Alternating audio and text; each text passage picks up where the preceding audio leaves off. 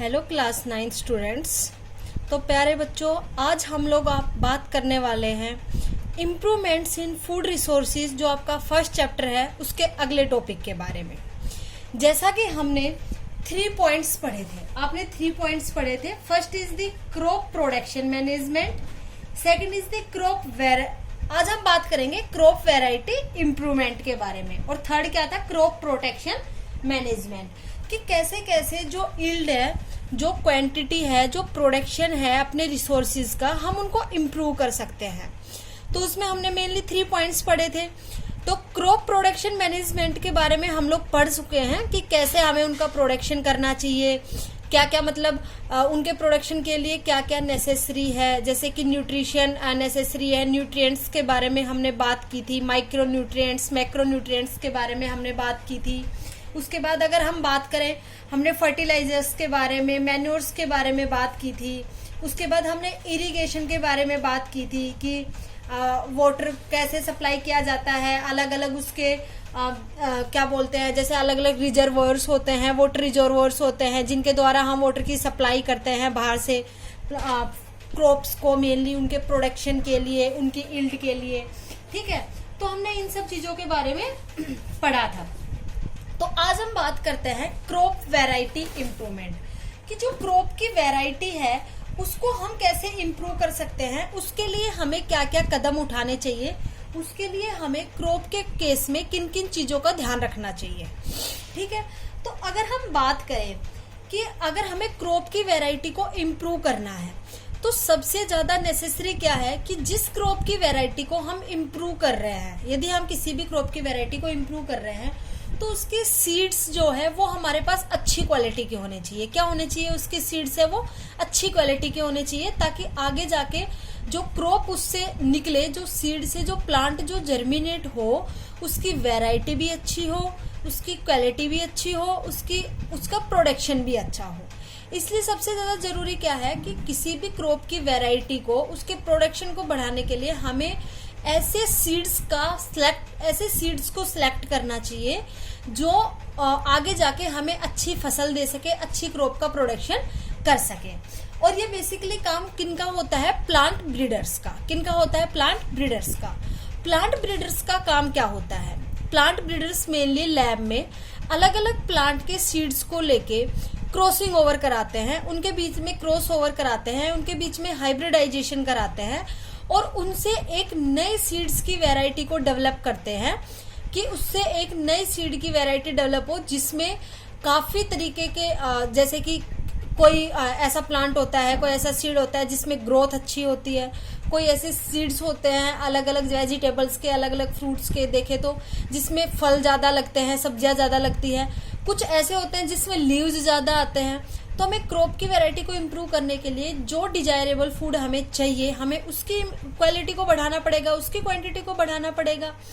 तो क्या काम होता है प्लांट ब्रीडर्स का, जैसे 2 प्लांट्स को वो लोग लेते हैं और उन दोनों के बीच में हाइब्रिडाइजेशन करा के एक हाइब्रिड फॉर्म का एक सीड डेवलप करते हैं, जो कि आगे जाके अगर हम उसको सोन करें फील्ड में, अगर हम उगाएं, तो उससे क्रॉप का जो प्रोडक्शन है वो बहुत ही अच्छा होता है, और बहुत ही अच्छी क्वालिटी की और बहुत ही अच्छी वैरायटी की क्रॉप उससे उगती है, जर्मिनेट होती है।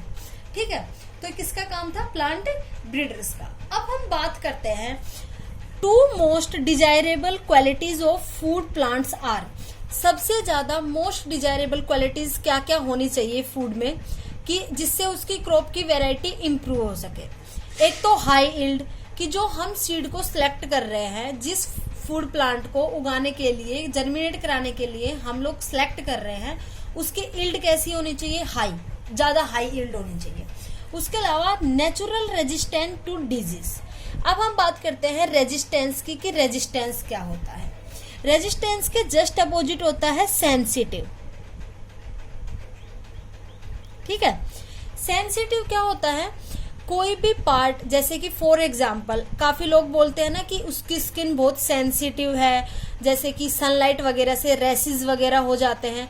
तो सेंसिटिव का मतलब है वो उस कंडीशन को, वो उस फैक्टर को क्या नहीं कर सकता, टॉलरेट नहीं कर सकता। और रेजिस्टेंस का मतलब है कि वो उसके अकॉर्डिंग ढल चुका है, अडेप्ट हो चुका है, वो उसके अकॉर्डिंग रजिस्ट हो चुका है, अब उसको उससे कुछ भी फर्क नहीं पड़ता। सपोज करो फॉर एग्जाम्पल, जैसे अगर मैं अपनी डेली लाइफ का एग्जाम्पल दूं, आप सपोज करो 24 आवर्स एसी रूम में रहते हो, और अगर आपको 1 वीक बाद या फिर 1 मंथ बाद बोल दिया जाए थोड़ा सा धूप में रहने को 10 मिनट्स के लिए, तो क्या आप रह पाओगे? नहीं रह पाओगे, क्योंकि आप अब उस इन्वायरमेंट के अकॉर्डिंग क्या हो, सेंसिटिव हो। जो बाहर सनलाइट है उसके अकॉर्डिंग क्या हो, सेंसिटिव हो। और एसी वाली जो कंडीशन थी, जहां पे आप एयर कंडीशनर रूम में रह रहे थे, उसके लिए आप क्या हो चुके, रेजिस्ट हो चुके। क्या हो चुके, रेजिस्ट हो चुके। तो क्या है, नेचुरल रेजिस्टेंस टू डिजीज, कि जो डिजायरेबल फूड प्लांट्स हम लगा रहे हैं वो क्या हो, रेजिस्टेंस हो टू डिजीज। मतलब कुछ डिजीज ऐसी होती है प्लांट्स में जिनमें कुछ प्लांट्स उनके अकॉर्डिंग रेजिस्ट हो जाते हैं। मतलब अगर वो डिजीज हो गई तो उनकी क्रॉप यील्ड पे, क्रॉप की वैरायटी पे, क्रॉप की क्वालिटी पे कुछ भी इफेक्ट नहीं होगा।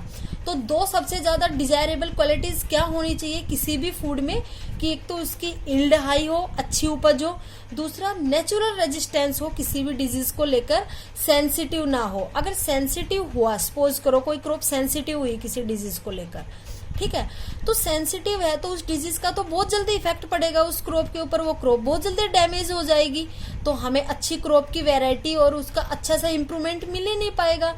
तो कोई भी जो क्रॉप हम उगा रहे हैं वो क्या होनी चाहिए, रेजिस्ट होनी चाहिए, किसी भी डिजीज के लिए रेजिस्ट होनी चाहिए, ठीक है। और ये मेनली कौन करते हैं, सीड्स, जो अच्छे डिजायरेबल जो सीड्स होते हैं, जो अच्छी क्वालिटी के सीड्स होते हैं, उनको डिजाइन करना और उनको फॉर्म करना किसका काम होता है, प्लांट ब्रीडर्स का।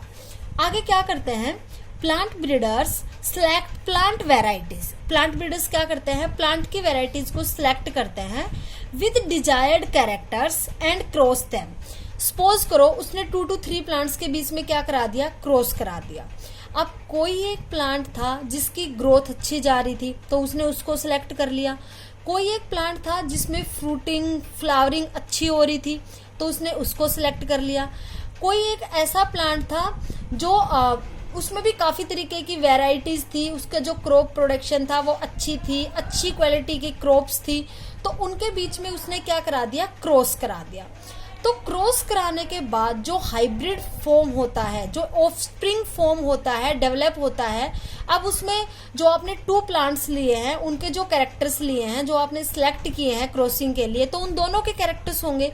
अब सपोज करो जैसे पेरेंट की बात करें, मदर एंड फादर, तो बेबी जो होता है, ऑफस्प्रिंग जो प्रोड्यूस होता है मदर से, तो उसमें पेरेंट्स के टूल मतलब मदर के भी क्या होते हैं, कैरेक्टर्स होते हैं, फादर के भी कैरेक्टर्स होते हैं। क्यों, बिकॉज ऑफ द मेटिंग। ऐसे ही प्लांट्स में हम लोग क्या कराते हैं, क्रॉसिंग ओवर कराते हैं, मतलब उनका हाइब्रिडाइजेशन कराते हैं, ठीक है। हाइब्रिडाइजेशन टर्म आप आगे पढ़ोगे तब मैं आपको अच्छे से डिटेल में बताऊंगी। तो क्या करते हैं, 2 प्लांट्स लिए जिनमें अच्छी अच्छी वेराइटीज थी, जैसे किसी में फ्रूटनिंग, फ्लावरिंग अच्छी है, किसी में उसकी ग्रोथ वगैरह अच्छी है, क्रॉप प्रोडक्शन अच्छा है, तो उन दोनों क्रॉप्स को उसने क्या कर लिया, सिलेक्ट कर लिया। और उन दोनों क्रॉप्स को सिलेक्ट करके उन दोनों के बीच में क्या करा दिया, क्रॉसिंग ओवर करा दी। क्या करा दिया, उनके बीच में क्रॉसिंग ओवर करा दी। तो क्रॉसिंग ओवर कराने के बाद जो एक ऑफस्प्रिंग डेवलप होगा या फिर जो सीड की एक वैरायटी डेवलप होगी, उसमें दोनों टाइप की क्रॉप्स की क्या होंगी, वैरायटी होंगी।